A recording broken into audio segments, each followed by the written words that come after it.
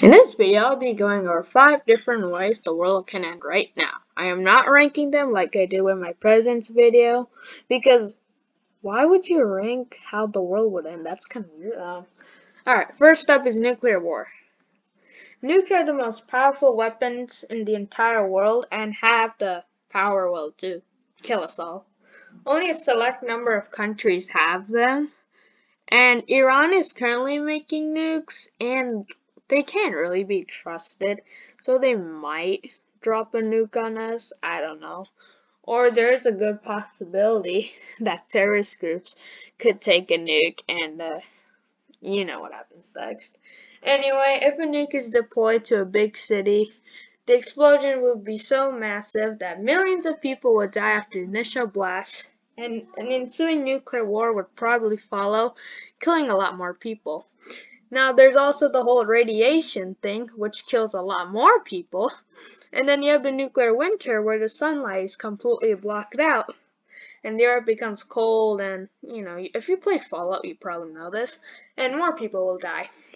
And without sunlight, there'd be no food, so more people would die of starvation. And in the end, the earth becomes, well, uninhabitable, and everyone dies. Well, maybe except cockroaches, who for some reason die when they get hit by a newspaper, but somehow manage to survive a nuclear blast. I mean, that's kind of impressive, but then the whole newspaper thing is kind of stupid. Okay. You've probably seen this geyser caldera thing before if you've been to Yellowstone. Well, turns out it's a humongous supervolcano that could destroy us all. It's actually, if it does erupt, then the entire USA Midwest would be completely under ash. A good chunk of states would be completely wiped out. And since the ash from the volcano goes up into the atmosphere, blocks out sunlight, which leads to crops failing, and with no food, a lot of people will die from the famine. Now, because of this, the USA is probably not going to survive, and the entire world will go nuts, and which means more people will die from the wars and famines. I mean, I guess it's kind of cool if you're like, no, you're gonna die. I mean, I guess it's kind of cool to see it. Alright, next is an asteroid impact. Just like the one that killed all the dinosaurs, there's no reason to assume why we won't be immune from an asteroid attack. Asteroids actually hit us all the time in meteors. Usually they just burn up in the atmosphere and sometimes blow up in the sky. Scientists and military have a plan. If a humongous asteroid is threatening to kill us all, they're probably just going to send a spacecraft to push it or a nuke to blow it up. But if an asteroid hit us, we'd be pretty much gone back to the caveman ages. If it hit in the ocean, which is where it probably most likely lands since most of Earth is water, it would create humongous mega tsunamis like never before, wiping out coastal cities and reshaping entire borders.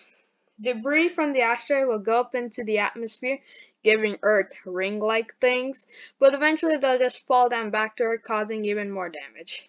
Now, if an asteroid hit land, then it will be a little more severe, because the asteroid would trigger natural disasters such as avalanches, earthquakes, landslides, you get the point. And anyone near it would just fade into oblivion. And it will leave a humongous crater like the craters in Arizona and Africa for future generations, if there are any, to see.